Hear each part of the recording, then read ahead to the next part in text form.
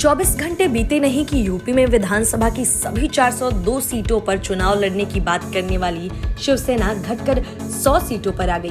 बिहार विधानसभा चुनाव में अपने उम्मीदवारों की जमानत जब्त कराने के बाद यूपी में बीजेपी के खिलाफ चुनाव लड़कर उद्धव ठाकरे पता नहीं क्या साबित करना चाहते हैं, लेकिन इतना तो तय है कि यूपी में उनके लिए सिर्फ जमानत जब्त कराने के सिवा कुछ है नहीं। शिवसेना नेता संजय राउत कहते हैं कि वे यूपी में गठबंधन करेंगे। इसी के साथ ओम प्रकाश राजभर का कहना है कि उनके मोर्चे में शिवसेना ओवैसी भी शामिल होंगे। आम आदमी पार्टी से अभी बात चल रही है। मतलब यह कि अगर राजभर का मोर्चा बनता है तो ओवैसी और उद्धव की जोड़ी एक मंच पर दिखाई देगी। शिवसेना से पहले असदुद्दीन ओवैसी भी यूपी की 100 सीटों पर चुनाव लड़ने का ऐलान कर चुके हैं। संजय राउत कहते हैं कि शिवसेना यूपी की 402 सीटों में से 100 सीटों पर चुनाव लड़ने की तैयारी कर रही है। उन्होंने बताया कि पार्टी चुनाव से पहले गठबंधन भी कर सकती है। शिवसेना के यूपी चीफ अनिल सिंह ने कहा कि यूपी की सभी विधानसभा सीटों पर संगठन को मजबूत करने को ऑर्डिनेटर नियुक्त किए जा रहे हैं।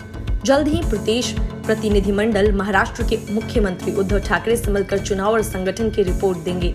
यूपी में हुए 2017 के विधानसभा चुनाव में शिवसेना 50 सीटों पर चुनाव लड़ी थी। हालांकि पार्टी को किसी सीट पर जीत नहीं मिली।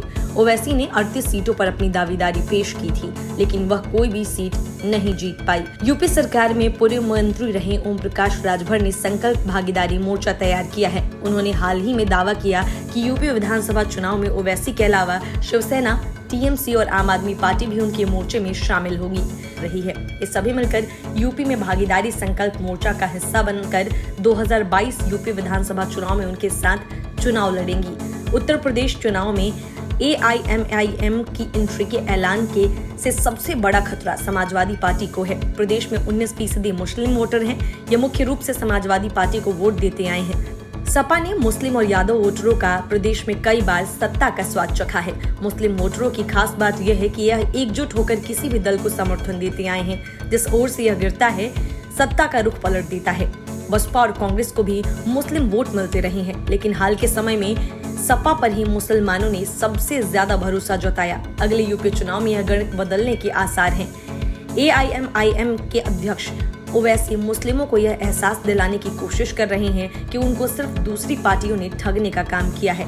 सच तो यह है कि उनके असली मसीहा वह हैं। Bureau report, news of India.